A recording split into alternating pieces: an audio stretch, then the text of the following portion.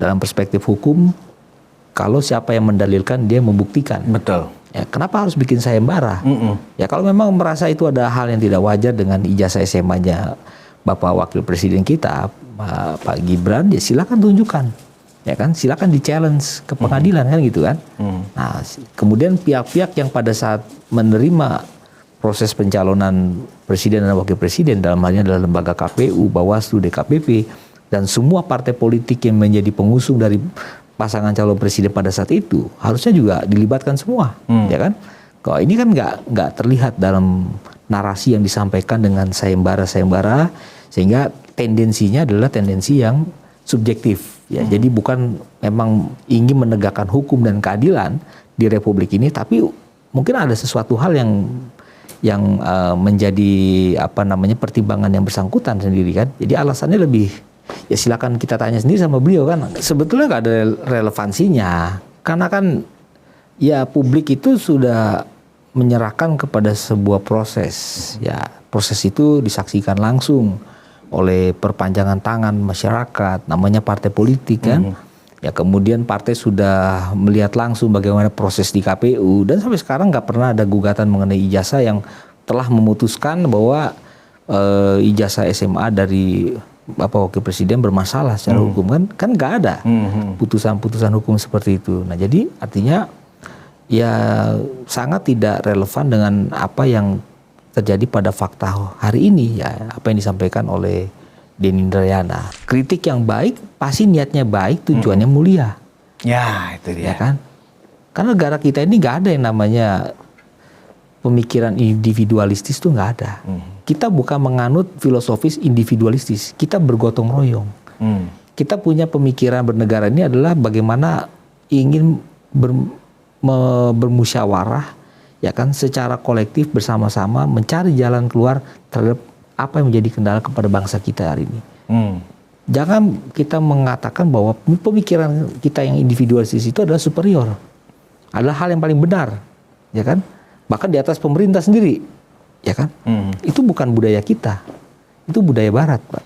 Betul. Budaya kita orang Timur adalah kita ingin bermusyawarah mufakat dalam mengambil keputusan bernegara, termasuk kepada mengutamakan kepentingan seluruh rakyat Indonesia. Apakah ini ada dalam kabinet bayangan? Saya kira belum terlihat, Pak.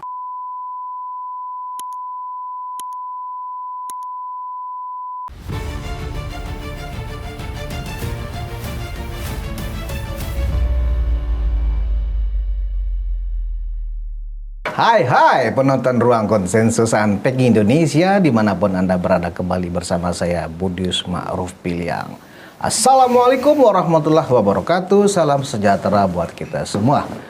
Hari ini kita berbusana casual, tapi tamu saya ternyata ganteng banget hari ini. Resmi banget, keren lagi ya kan. Tamu saya Dr. Muhammad Ruliandi, seorang pakar hukum tata negara.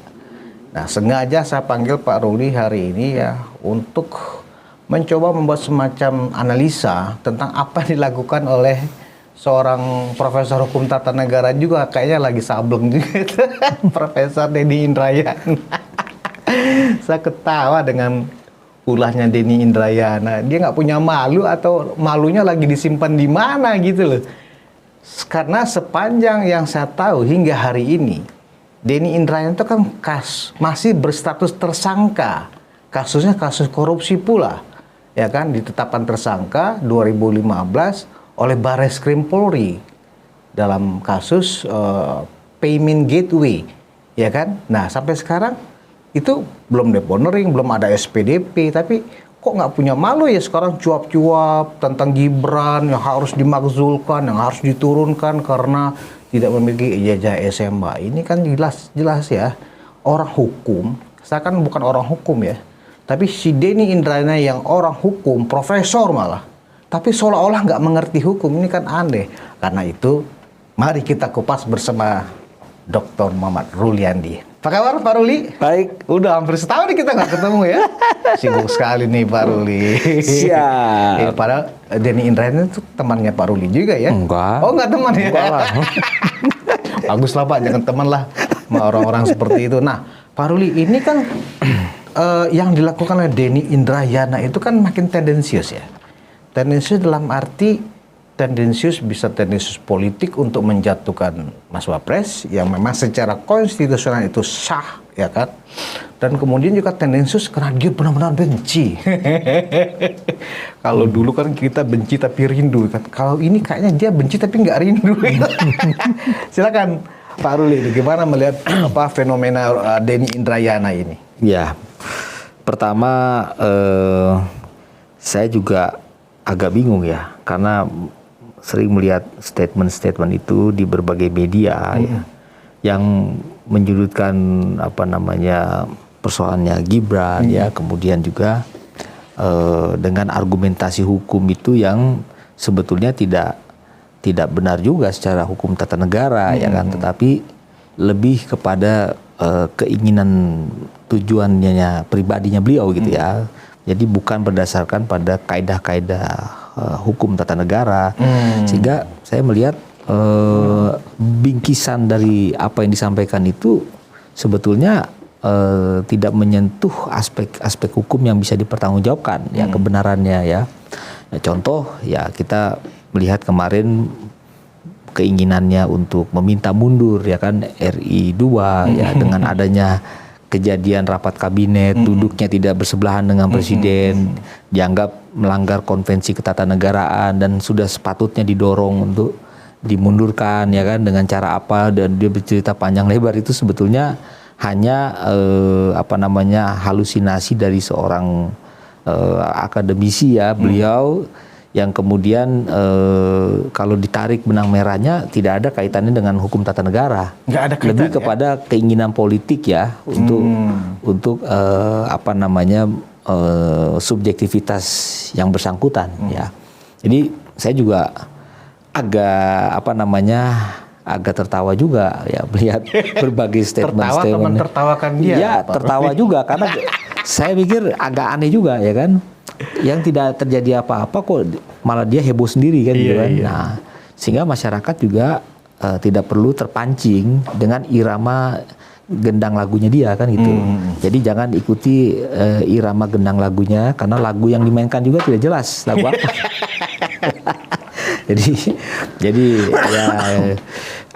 ya anggaplah itu sebagai kreativitasnya untuk meraih ya kan persepsi publik dengan sayembara segala macam kan.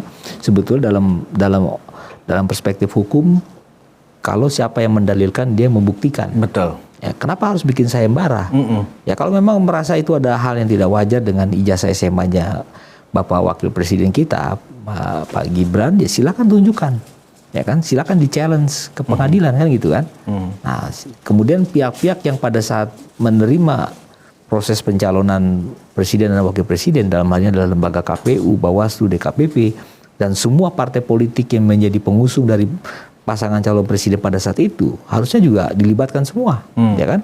Kalau ini kan nggak terlihat dalam narasi yang disampaikan dengan sayembara, sehingga tendensinya adalah tendensi yang subjektif, ya. Jadi bukan memang ingin menegakkan hukum dan keadilan di Republik ini, tapi mungkin ada sesuatu hal yang menjadi pertimbangan yang bersangkutan sendiri kan. Jadi alasannya lebih, ya silakan kita tanya sendiri sama beliau kan, kenapa Anda begitu kan? Masalahnya saya nggak kenal dia. Sama saya juga nggak kenal dia. Jadi gimana mau nasihatinnya kan? Iya. Tapi memang kalau dia menggunakan mekanisme seolah-olah ada celah hukum ya, dengan tesisnya adalah bahwa Gibran tidak memiliki ijazah SMA atau sederajat. Gitu. Nah karena itu tahu diri dong, mundur dong.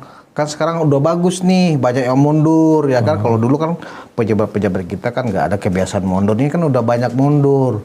Gubernur BI mundur, kepala BGN mundur, ya kan. Nah dia kan nggak tahu, padahal mundur itu kan sebenarnya bukan karena mundur, disuruh mundur. Nah, apakah dalam kajian Pak Ruli memang tidak ada relevansinya ya apa yang disampaikan Denny Indrayana ini terkait dengan ijazah Mas Gibran ini, Pak Ruli? Ya sebetulnya nggak ada relevansinya, karena kan Ya, publik itu sudah menyerahkan kepada sebuah proses. Ya, proses itu disaksikan langsung oleh perpanjangan tangan masyarakat, namanya partai politik kan. Ya, kemudian partai sudah melihat langsung bagaimana proses di KPU, dan sampai sekarang nggak pernah ada gugatan mengenai ijazah yang telah memutuskan bahwa ijazah SMA dari Bapak Wakil Presiden bermasalah secara hukum, kan nggak ada putusan-putusan hukum seperti itu. Nah, jadi artinya ya sangat tidak relevan dengan apa yang terjadi pada fakta hari ini, ya apa yang disampaikan oleh Denny Indrayana gitu. Nah, sebab katanya begini, sampaikan yang terakhir ada sayembara 100 juta Pak. Banyak juga duitnya si Denny ya, 100 juta dia mau bagiin kepada siapapun yang bisa menunjukkan ijazahnya Gibran yang asli.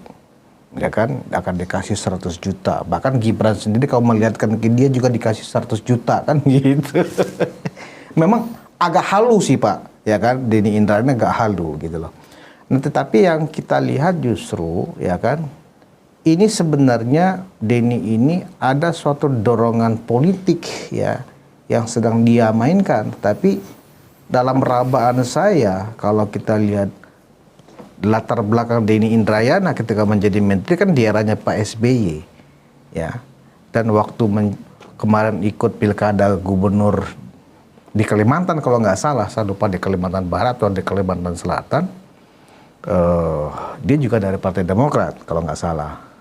Nah, tapi kan kita nggak mau menyebutkan bahwa ini ada tendensi dari Partai Demokrat ya kan gitu loh, karena dia kan sifatnya pribadi.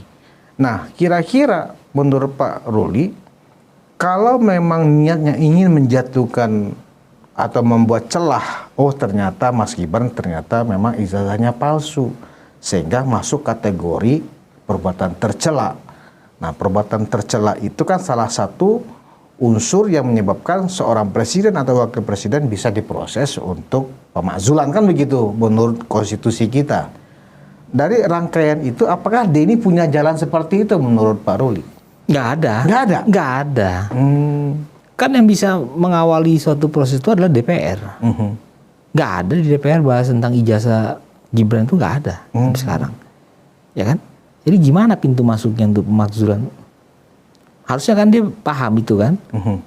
Kalau di dalam pasal 7A, 7B Undang-Undang Dasar 45 atau konstitusi kita, bagaimana cara-cara pemakzulan itu bisa dilakukan baik kepada presiden dan atau wakil presiden.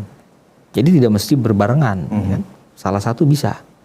Ya kalau memang tujuannya ke salah satu, ya kan? Apakah cukup dengan pendapatnya seorang Denny Indrayana? Gak ada. Undang-Undang Dasar nggak bisa menyalurkan pendapatnya Denny Indrayana untuk dijadikan dasar pemakzulan dengan alasan memenuhi syarat perbuatan tercela.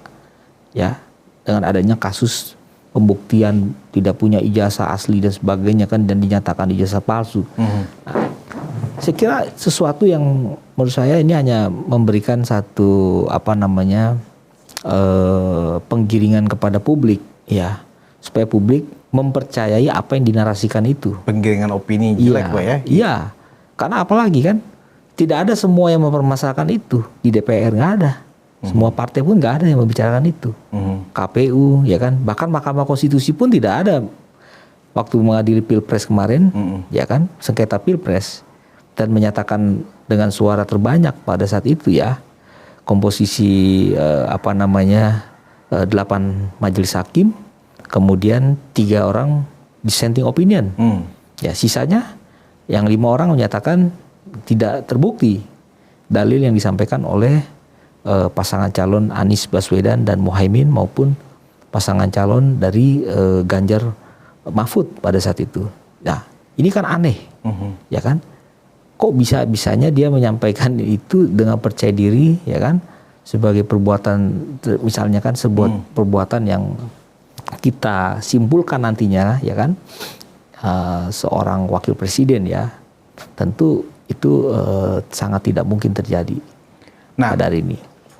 Mas Gibran itu kan menjadi cawapres itu kan pada saat Pilpres 2024. Yang menyeleksi, yang memeriksa sebenarnya kan KPU RI, Pak Ruli. Menurut aturan hukum tata negaranya, manakala memang yang sudah diperiksa oleh KPU itu sudah kemudian disahkan sebagai calon resmi, artinya apapun perkara setelah itu kan mestinya nggak ada persoalan lagi kan? Nggak ada persoalan lagi. Artinya kalau toh itu dipersoalkan itu kan tanggung jawab KPU RI. Betul. Kenapa dia justru bukan bertanya atau mensomasi KPU misalnya, ya kan, atau mempetuenkan KPU RI misalnya, kalau dia punya bukti. Nah, menurut Pak Ruli, kalau Denny nggak berani ke KPU, itu berarti memang ini lebih kepada pendapat pribadi yang tujuannya hanya untuk mendiskreditkan atau membangun sentimen negatif tentang Mas Wapres kita yang sekarang katanya lagi naik daun kan gitu. Oh, supaya nggak terlalu tinggi ya kan, naik daunnya dikasih lagi nih opini-opini busuk seperti ini. Apa Pak Ruli lebih melihat ke arah itu sebenarnya? Ya, saya melihatnya mungkin ke arah sana ya. Ke arah situ ya. Ya, jadi mungkin sentimen negatif itu sedang dibangun, ya kan. Dan politik itu kan tidak ada yang bisa menebak kapan, tanggal berapa, jam berapa, hari apa ya kan. Kapan dimainkannya nggak ada yang tahu ya kan. Semua bisa terjadi, ya kan. Karena intinya adalah elektabilitas, ya kan. Nah, kalau fondasi yang dibangun argumentasi hukumnya tidak memiliki landasan yang meyakinkan, tidak ada landasan fakta hukum yang sebenarnya, dan tidak mengarah kepada satu proses yang konstitusional, saya kira ini kita bisa, terutama saya berpendapat, ini adalah sesuatu yang memang sengaja untuk menciptakan sebuah sentimen negatif kepada Bapak Wakil Presiden tanpa adanya alasan hukum yang kuat. Oke. Permintaan dia juga adalah, kan dia bikin kayak video gitu ya, video dia bermonolog sendiri meminta kepada Pak Presiden supaya memberhentikan Gibran. Nah, itu yang saya bilang orang hukum yang nggak mengerti hukum gitu loh.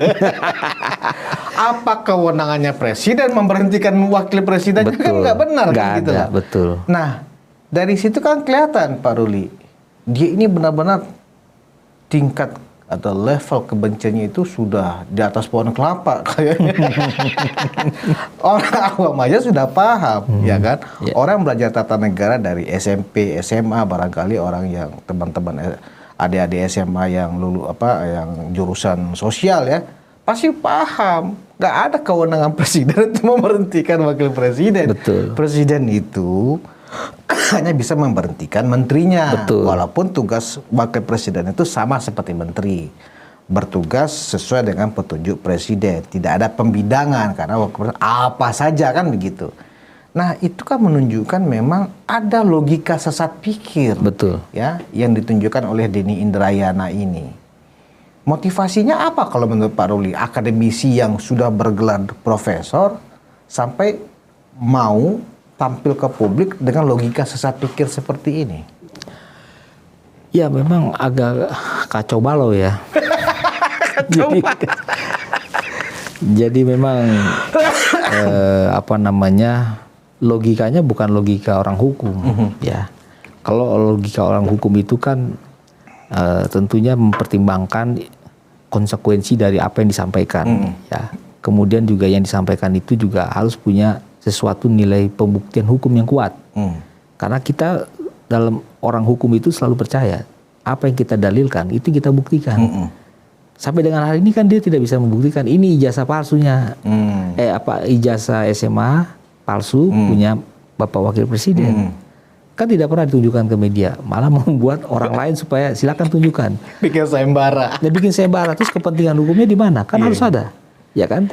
Harus ada kepentingan hukum langsung apa yang dirugikan kepada seorang Denny Indrayana sampai dia meminta sayembara.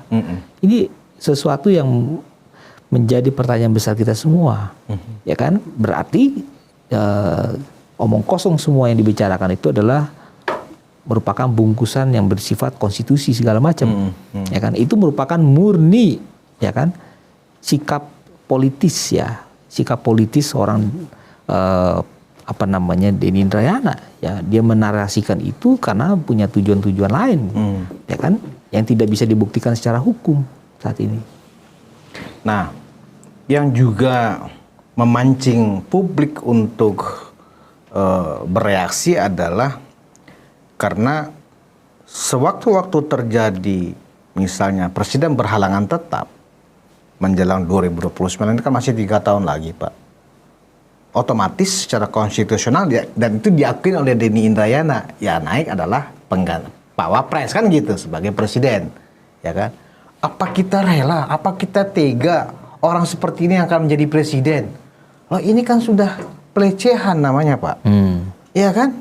Seolah-olah di mata Denny Indrayana, ya Pak Wapres kita sekarang ini nggak punya kualitas. Banyak orang marah, termasuk saya juga marah. Betul.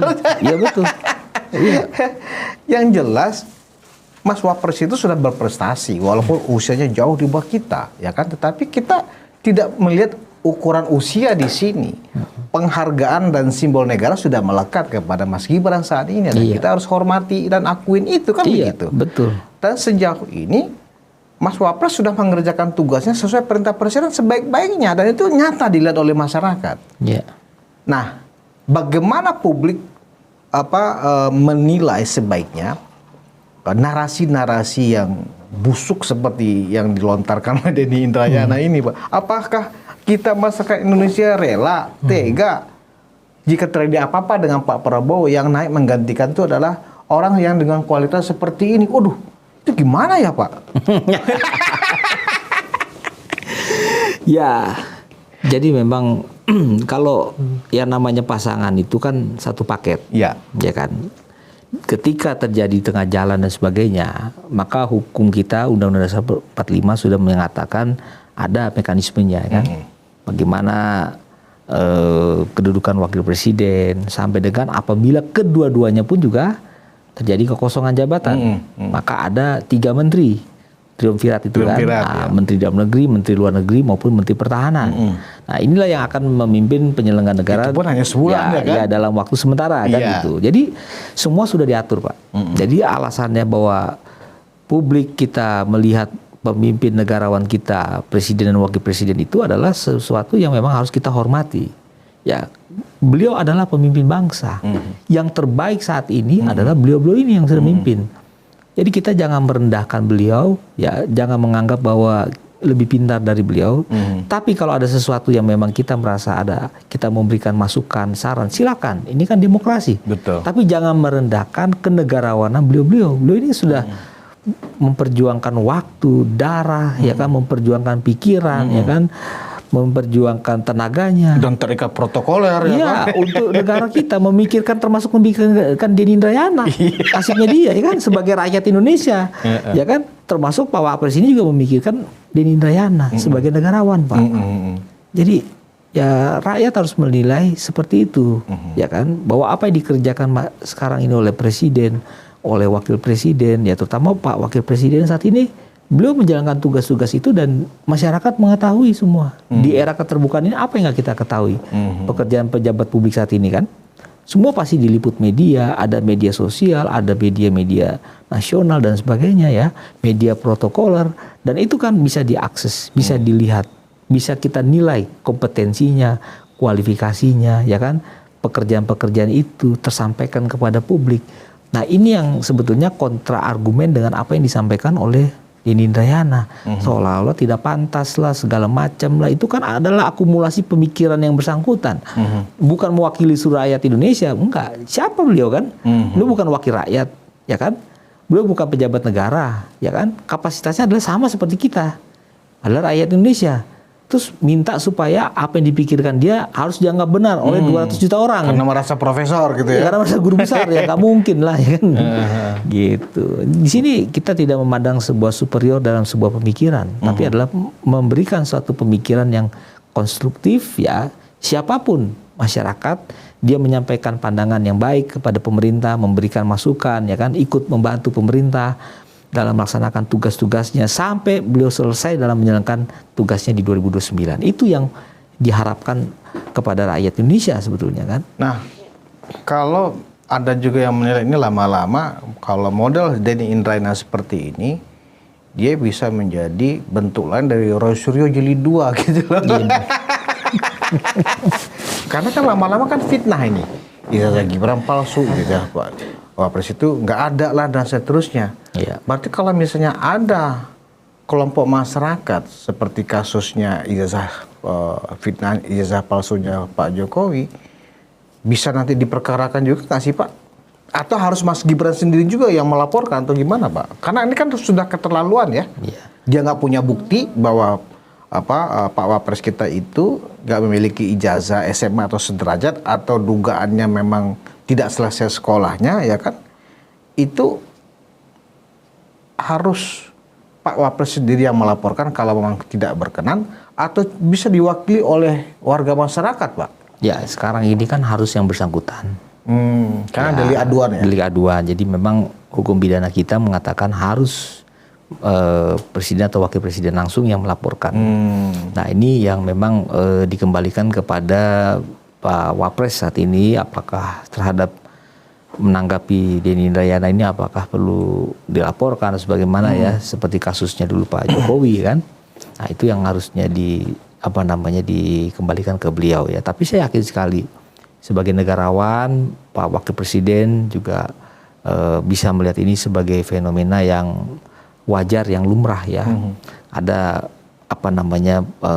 masyarakat yang punya pandangan yang agak sedikit lari dari konteks hukum ya, meskipun yang bersangkutan latar belakangnya hukum gitu kan.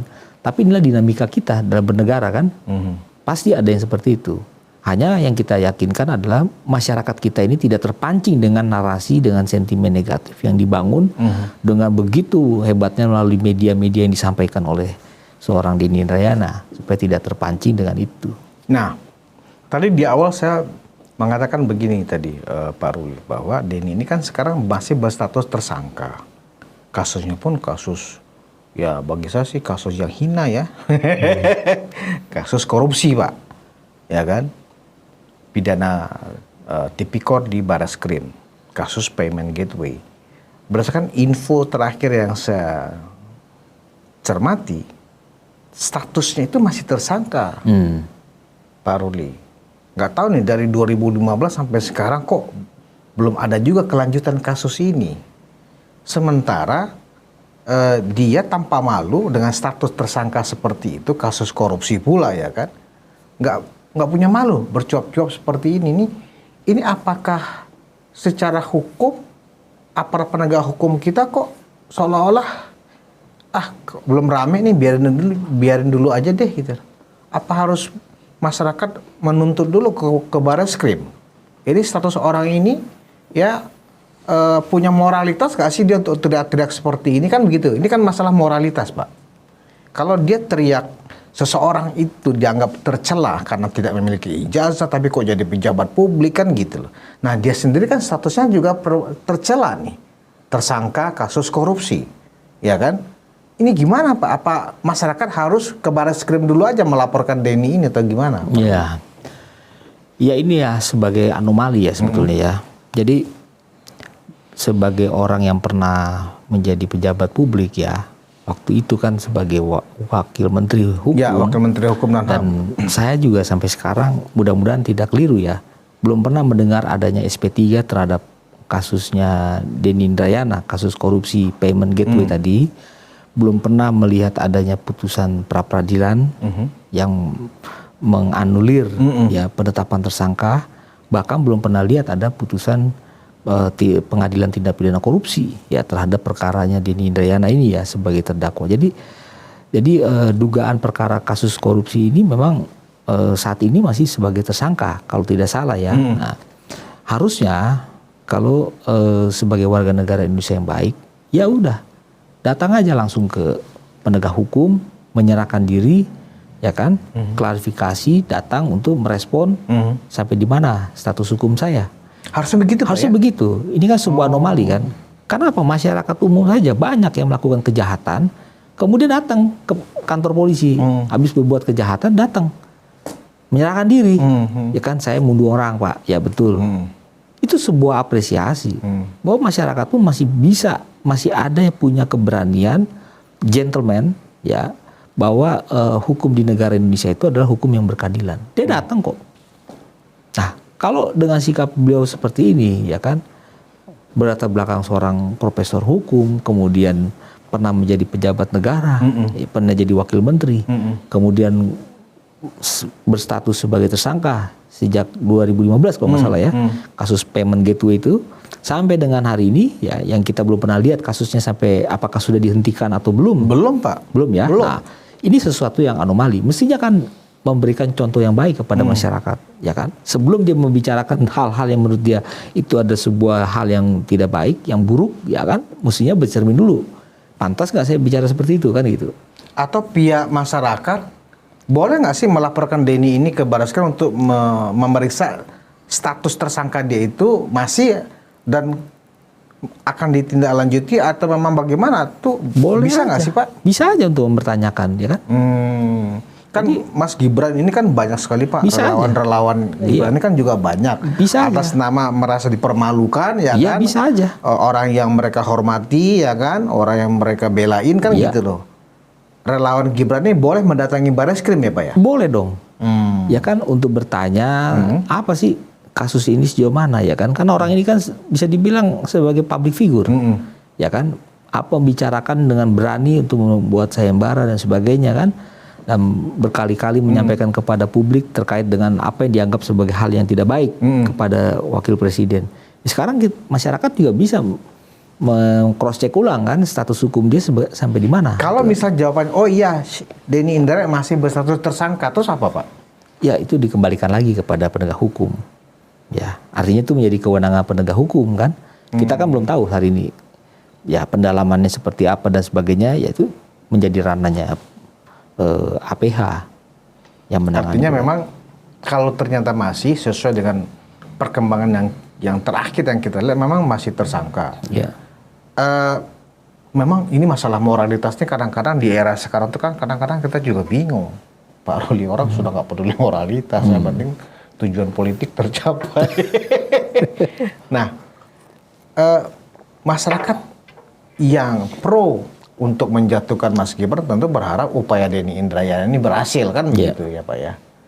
Apakah kalau misalnya oh ya ternyata masih tersangka nih kata Barreskrim, apa yang paling maksimal yang bisa dilakukan oleh kelompok-kelompok yang mendukung Mas Gibran ini ya untuk memperkarakan Denny Indrayana ini Pak ketika memang statusnya masih tersangka?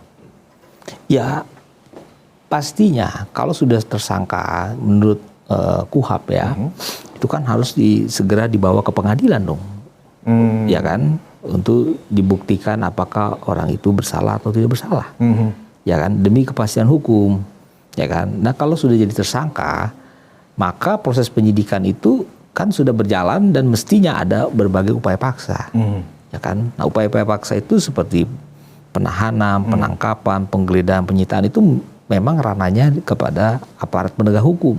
Tapi dengan catatan harus sudah memasuki tahapan penyidikan. Ya. Ya, disitulah baru bisa melakukan upaya paksa. Nah ini yang bisa lama begini sih Pak? Ya, saya kurang tahu juga perkembangannya kan. Ya, mungkin bisa ditanyakan langsung ke APH yang menangani perkara ini. Apa kendalanya dan sebagainya. Ada seolah-olah pembiaran ya. Atau memang merasa ada Pak Jago di belakangnya ya kan begitu kan. Hukum kita kan suka begitu Pak sekarang ini. Kalau dapat jago di belakang kan aman. Nah, jadi saya pikir kita mendesak Barreskrim ya untuk memanggil Denny berarti Pak ya. Iya. Karena kan ketika seseorang itu sudah status tersangka yang ditetapkan oleh penyidik Barreskrim, artinya kan dua alat buktinya kan sudah ditemukan Pak. Iya. Ya kan? Mensreanya sudah punya, bukti segala macam cukup. Nah, kenapa kok sampai di situ belum sampai ke pengadilan, Pak? Biasanya kan setelah penetapan tersangka dilengkapi dengan beberapa alat bukti, segera langsung kemudian menyerahkan berkas ke jaksa, ya kan Pak? Kemudian jaksa kemudian baru menjadwalkan persidangan dan ditahan orangnya. Ini dari 2015 sampai ke 2026. Kan itu hampir 10 tahun Pak atau 9 tahun. Iya. Nah, artinya pihak kepolisian ikut punya andil nih si Denny ini cawe-cawe seperti ini. Jadi yang paling tepat saat sekarang adalah kalau ingin melakukan tindakan diproses dulu aja status tersangkanya Denny. Ya, yang paling kan? tepat begitu. Jadi publik bisa bertanya sejauh mana kasusnya Denny Indrayana itu dinamika terakhirnya di kepolisian seperti apa. Ya kemudian apakah sudah clear atau memang masih berlanjut, ya kan? Itu kan harus disampaikan juga kepada publik kan, supaya masyarakat tidak bertanya-tanya, karena pernah mencuat itu perkaranya, ya kan? Ya kemudian publik juga mempertanyakan, itu kan sesuatu yang wajar, ya kan? Apa kendalanya selama ini dan sebagainya. Saya kira aparat penegak hukum akan bekerja dengan profesional. Bila mana ada pengaduan masyarakat, ya, laporan masyarakat untuk terhadap seseorang, ya, yang terkait dengan sampai di mana status hukumnya, ya kan, apalagi ya orang itu adalah orang yang punya punya cukup dikenal publik, ya, sebagai public figure, ya, itu sesuatu yang wajar sebetulnya masyarakat yang ingin mengkritisi juga, ya kan. Jadi cuman bukan hanya dia aja mengkritisi orang lain, masyarakat juga bisa mengkritisi dirinya kan. Nah, berarti dia sama kayak sedang menggali kuburan sendiri juga ya, Pak Ruli ya. Karena kan harusnya orang yang mau melaporkan atau mendiskreditkan seseorang itu kan dia harus berkaca dulu. Bercermin dulu, betul. Gue bersih nggak ya? Sebelum ngomongin orang kotor, kayaknya gue ada noda nih. Harusnya kan begitu ya, ya. Iya. Berarti kita harus memberikan cermin lagi ke Denny Indrayana dengan kita ke kantor Barreskrim Polri, Pak ya. Iya, atau Kortas Tipikor. Statusnya, tipikornya. Supaya kalau persoalan tuduhan dia itu urusan hukum. Urusan hukum, betul. Ya, yang jelas target dan tujuan Denny Indrayana untuk mendiskreditkan Mas Wapres yang pasti Gatot lah. Gagal total. Ya, karena sesuatu yang nggak make sense, ya kan?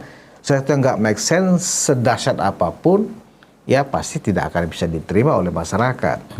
Kalau dia anggap Denny Indrayana ini lagi pansos, kasihan juga ya, gitu loh. Seusia dia dengan jubah kebesaran akademik yang sudah dimiliki masih pansos, ya kan? Berarti kan anak ini lagi galau ini sebenarnya. Baik, Pak Ruli. Tema kedua yang juga ingin sekali, mumpung Pak Ruli ada bersama saya, yang masih terkait dengan tata negara ini, Pak Ruli, tentang keberadaan kabinet bayangan, shadow cabinet. Nah, sebenarnya ini hanya pengistilah namanya aja yang bikin gempar. Kan kabinet bayangan ini kan orang bisa menyebutnya sebagai government watch, ya kan? Tapi kalau dikasih nama kabinet bayangan, wow, ini kesannya keren kan gitu. Iya. Nah, memang kita negara demokrasi. Saya menilai secara substansi sih nggak ada masalah ya. Mereka kan hanya memberikan kritik, ya. Tetapi kalau kita lihat dari kondisi kita bertata negara sekarang, yang layak diberikan watching itu atau pengawasan itu justru DPR kan, ya kan, parliamentary watch itu apa, shadow parliament harusnya yang dibentuk, karena dalam praktek kita bernegara saat ini banyak orang bertanya, kita emang ada DPR, emang ada parlemen, ya kan gitu loh. Karena memang tidak ada fungsi pengawasan yang terjadi ketika seluruh ketua umum para, kecuali satu partai ya, yang ada di DPR, ya, itu kan semuanya jadi anak buahnya Pak Presiden. Artinya fungsi kontrolnya, ya anggaplah orang hanya menilai ya sandiwara lah. Kalau kita lihat di rapat-rapat komisi gitu Pak ya, antara menteri dengan anggota dewan itu kan kadang kenceng sandiwara lah. Biar dilihat kan ada TV ini ya kan, ada syuting di sini. Jadi kalau dilihatkan terlalu manis-manis, oh iya benar, kita udah kebeli semua nih karena ketum kita kan anggota jadi menteri, kita kan pendukung koalisi. Ya kan harusnya kalau benar teman-teman yang ada di kabinet bayangan nih orang-orang yang kritis, ya kritisnya dia ini kan justru harusnya ke parlemen dulu dong, karena fungsi parlemen kan saat ini mandul. Kalau misalnya kerja pemerintah kan cukup masyarakat yang ngawasin saat ini, ya kan? Minimal karena kita negara demokrasi, jangankan menteri, Pak Presiden aja tiap hari kena kritik dari masyarakat. Dan Pak Prabowo sendiri juga menghadapinya ya kadang marah, kadang juga ketawa-ketawa. Nah, komentar Pak Ruli tentang munculnya kabinet bayangan yang sebagian besar diisi oleh orang-orang yang dasarnya sama kayak Denny Indrayana tadi, Pak. Dasarnya adalah pembenci, Pak, bukan karena kritis, karena pembenci aja. Karena jagonya kalah pada saat Pilpres 2024. Bagaimana nih, Pak? Apakah akan mengganggu kerja kabinet yang sebenarnya? Ya kan, karena kan mereka selalu ngajak debat, ngajak tanding, ya kan. Ayo kalau berani ayo kita debat. Kan itu pun, Pak, tantangannya. Ayo kita ajak debat Menteri Keuangan, disuting oleh televisi, siapa yang benar? Seolah-olah kayak pamer bahwa menterinya Pak Prabowo lebih bodoh dibanding mereka yang di kabinet bayangan. Ayo Menteri Pertanian, saya tantang debat mengenai data swasembada pangan misalnya, ya kan begitu. Gimana Pak Ruli? Ya, pertama gini ya, dalam sistem demokrasi kita dan juga sistem presidensial kita tidak ada itu istilah kabinet bayangan. Kabinet itu ya cuma satu, ada di pemerintahan. Yang kepala pemerintahannya adalah presiden. Di luar itu nggak ada. Nggak ada presiden bayangan. Nggak ada. Jadi kalau ada masyarakat sipil bikin syuting, ya kan? Yang ini jadi menteri ini, yang ini jadi menteri ini, itu lagi menjalankan ini aja, suatu. Atau hanya sekedar cari panggung? Cari panggung aja. Cari panggung. Ya. Jadi ya kita hormati juga sebagai bentuk kreativitas, ya. Tetapi ya sebebas-bebasnya menyampaikan pandangan dan pemikiran, tidak boleh provokatif. Tidak boleh provokatif. Tidak boleh manipulatif, ya. Dan konsekuensinya kalau itu dilanggar, ya, maka ada implikasi hukum pidana. Oh. Nah, ini bukan nakut-nakutin, bukan. Tapi apapun itu, ya. Karena yang melakukan kontrol masyarakat terhadap pemerintah itu adalah banyak. Ya kan, bisa para dosen, ya kan, kelompok profesional, ya kan, tokoh agama, tokoh masyarakat, ya kan, nah dan lain sebagainya, masyarakat umum, semua bisa menyampaikan itu, bisa melihat semua kerja pemerintah. Sama seperti yang dilakukan oleh yang mengaku-ngaku dengan kabinet bayangan ini.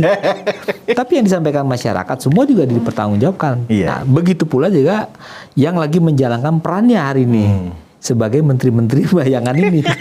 Hati-hati, ya kan, kalau memanipulasi, provokatif, ya kan, kemudian menyebarkan kebohongan, nah, ada konsekuensi hukum pidana, itu aja. Saya kalau 2 hari yang lalu saya lihat ada video kabinet bayangan lagi rapat, saya ngakak Pak, ketawa kayak nonton ketoprak humor. Ferry Amsari lagi mimpin rapat sebagai Menteri Sekretaris Negara. Aduh. Ini benar-benar orang ini nyari panggung semua, Pak. Betul. Ya kan, memanfaatkan kebebasan berdemokrasi supaya mereka terkenal, apalagi lawan mereka tuh masing-masing sebagai counterpart, anggap begitu ya kan, adalah menteri yang sesungguhnya kan gitu loh.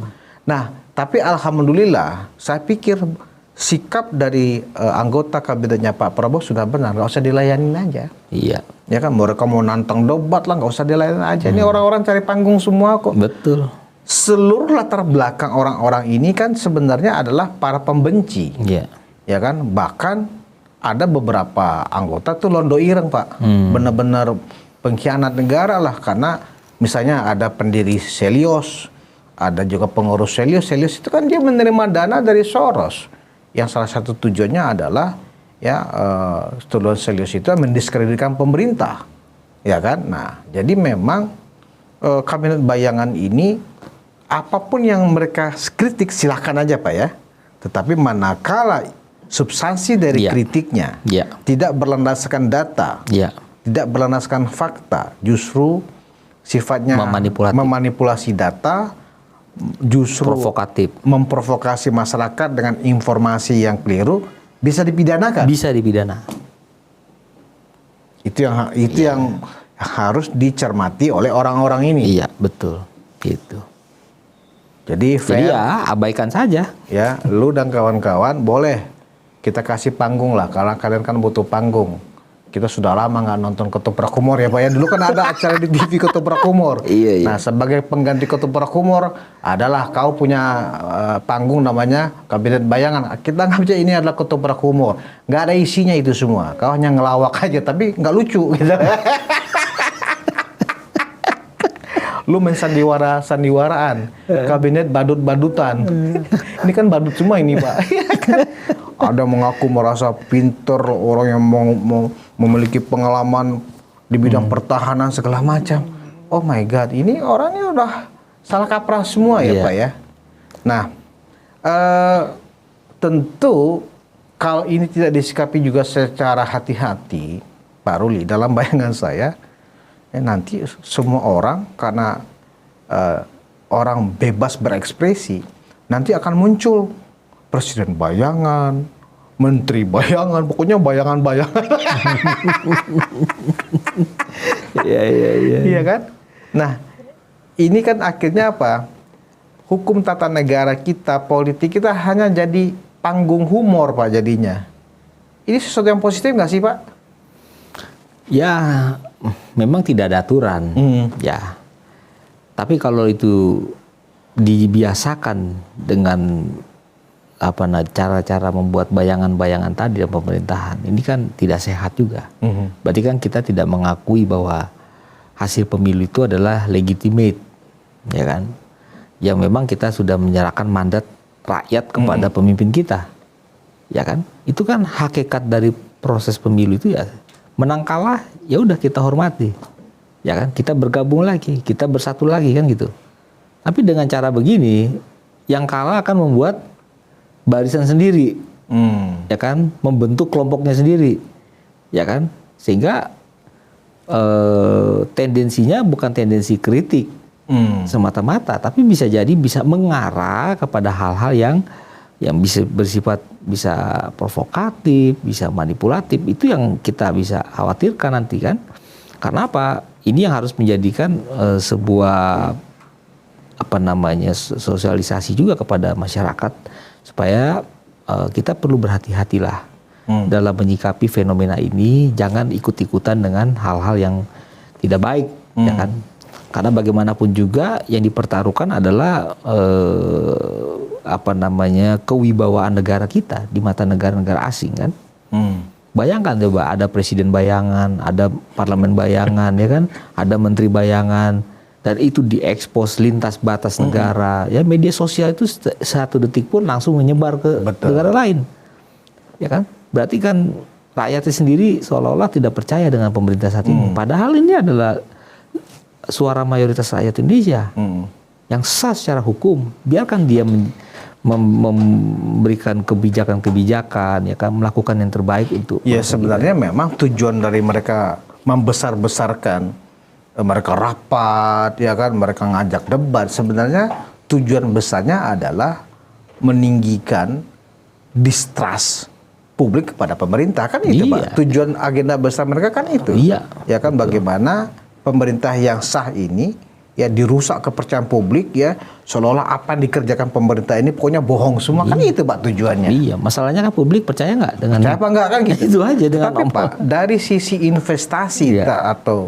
respon kita sebagai negara tujuan investor, situasi politik dengan kebebasan demokrasi yang sudah kebablasannya luar biasa seperti sekarang kan nggak sehat Pak. Iya betul. Artinya benar kata Pak Ruli tadi, Kabinet Bayangan ini adalah bukti bahwa pemerintahan Pak Prabowo Gibran ini nggak dipercaya oleh masyarakat. Tergantung kacamatanya melihatnya secara objektif atau subjektif kan gitu, Pak Ruli. Apa catatan Pak Ruli dengan munculnya bentuk-bentuk yang dilakukan oleh masyarakat ini yang tujuannya merusak kepercayaan publik kepada pemerintah? Ya, pertama catatan saya adalah kalau memberikan kritik pandangan, ya sampaikanlah dengan hati nurani, dengan sesuatu yang objektif, ya, dan tujuannya adalah untuk mendukung pemerintah dalam memperbaiki keadaan yang memang hari ini harus diperbaiki, ya kan? Tidak perlu melakukan framing atau membuat sebuah sentimen negatif ya, kemudian membuat tandingan-tandingan dengan pemerintahan, ya kan, cukup dengan memberikan pandangan, membuat kajian, serahkan kepada pemerintah, ya kan. Kapan bisa didiskusikan dengan perwakilan partai, kan banyak sarana untuk menuju pada pemerintah, untuk memberitahukan kepada pemerintah inilah hasil pemikiran, silakan dipertimbangkan atau tidak dipertimbangkan, itu adalah kebijakan pemerintah, ya kan. Karena ini yang harus kita melihat efeknya adalah kalau dibiarkan terus menerus tentu kan menjadi tidak sehat, ya. Tidak sehat dalam arti ya publik akan melihat kok terjadi muncul satu fenomena, kemudian muncul lagi, dan semakin banyak ini masyarakat pasti akan bingung yang mana yang paling benar menurut pendapat mereka ini kan. Sedangkan pemerintah mungkin berbeda arah, karena pemerintah punya visi misi yang memang sudah dirancang sejak pada masa Pilpres, ya, kemudian direalisasikan dengan program-program pemerintah, kemudian sudah dibahas bersama dengan mitra kerjanya DPR sebagai wakil rakyat, ya kan, kemudian sudah dilakukan evaluasi, ya kan, dan disampaikan ke publik. Sedangkan yang ini punya gagasan lain. Jadi ini kan sesuatu yang agak sulit untuk mendudukan, ya kan, suatu suatu perspektif, ya. Dari perspektif pemerintah yang memang diberikan mandat oleh rakyat dan dia boleh melakukan hal-hal kebijakan itu, ya kan. Sedangkan yang satu lagi kan tidak mendapatkan mandat dari rakyat, ya memang sekelompok orang kecil, ya kan, ya segelintir orang yang tergabung dengan kabinet bayangan bisa dihitung pakai jari. Siapa yang jadi menteri ini pura-puranya begitu kan, menteri ini pura-puranya begitu kan. Tetapi apa yang disampaikan itu kan tidak mewakili keinginan juga seluruh rakyat Indonesia. Ya kan, kita tidak memberikan mandat kepada orang-orang ini bikin kabinet bayangan, nggak ada. Di mana dasar hukumnya nggak ada. Siapa lo kan gitu. Tapi mereka sendiri yang seolah-olah pikiran mereka adalah mewakili seluruh rakyat Indonesia. Ini yang tidak clear kan gitu kan. Ini yang perlu saya berikan catatan. Apa yang disampaikan mereka tidak mewakili seluruh rakyat Indonesia. Tapi kalau pemerintah melakukan sesuatu itu mewakili seluruh rakyat Indonesia. Itu. Berarti antara Denny Indrayana dengan anggota Ketoprak Humor ini, kabinet bayangan ini, mereka ini sebenarnya satu rumpun ini, rumpun. Sama-sama badut semua ini, ya kan, orang-orang ini. Jadi memang kalau kita tarik lagi agenda besar mereka antara Denny Indrayana dan anggota kabinet badut ini, badut-badutan ini, Pak, sebenarnya sama, Pak, tujuannya. Kalau kabinet badut-badut ini atau kabinet bayangan ini tujuannya mendelegitimasi seorang presiden, dalam hal ini adalah ketua kelasnya kabinet kan Pak Presiden kan gitu ya, Pak. Nah, kalau Denny Indrayana tujuannya adalah mendelegitimasi Pak Wapres. Jadi kayaknya mereka bagi tugas ini, ya kan. Den, tugas kau menjatuhkan Gibran, nama baiknya di publik dengan kasus ijazah SMA-nya nggak ada. Kalau kita menghantam Pak Prabowo, seolah-olah begitu, seolah-olah nih, ya kan. Dan ini saya menerima informasi justru dari sosial media justru. Jadi artinya masyarakat kita udah cerdas, Pak Rudi. Udah bisa memfilter dengan sendirinya fenomena-fenomena yang muncul ini.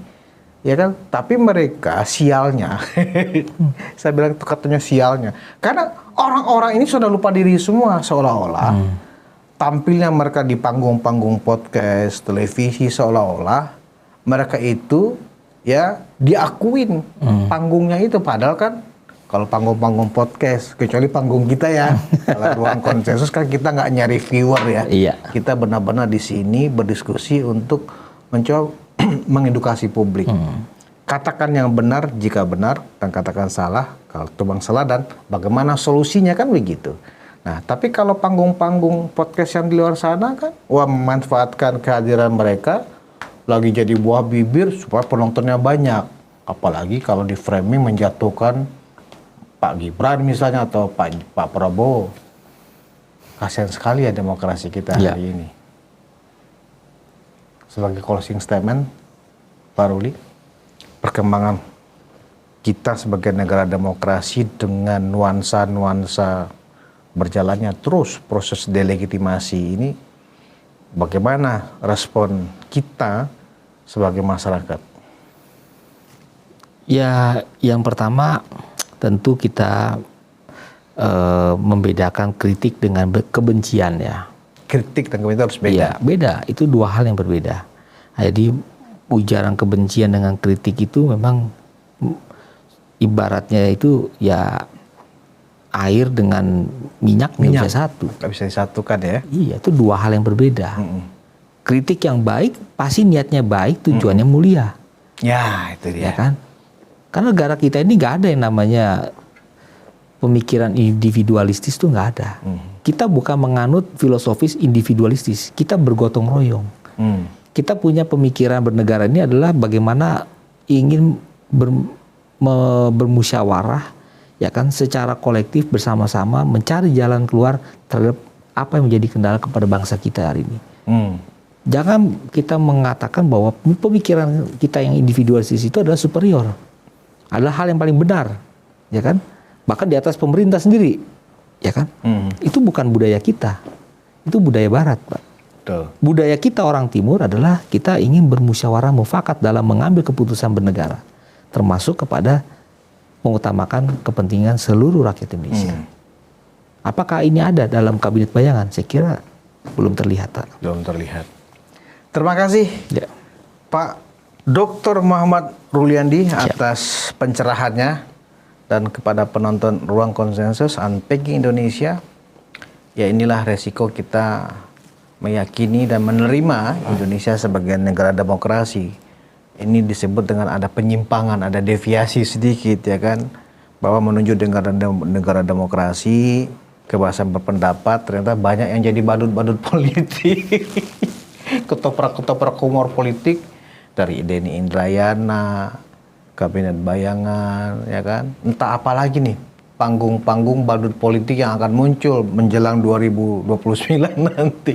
Jadi kita tetap kritis sebagai rakyat, tapi kita nikmatin juga humornya ini. Jadi kita nggak usah marah-marah, justru kita nikmatin ini sebagai humor, ya kan? Ketoprak humor. Anggap aja ini adalah semuanya para stand up komedi ya yang lagi pansos. Dan kepada Denny Indrayana, ya, status tersangka kau akan segera kita cek ke Bareskrim Polri. Terima kasih atas perhatian Anda. Kita bertemu lagi di Ruang Konsensus berikutnya. Wassalamualaikum warahmatullahi wabarakatuh. Salam sejahtera buat kita semua.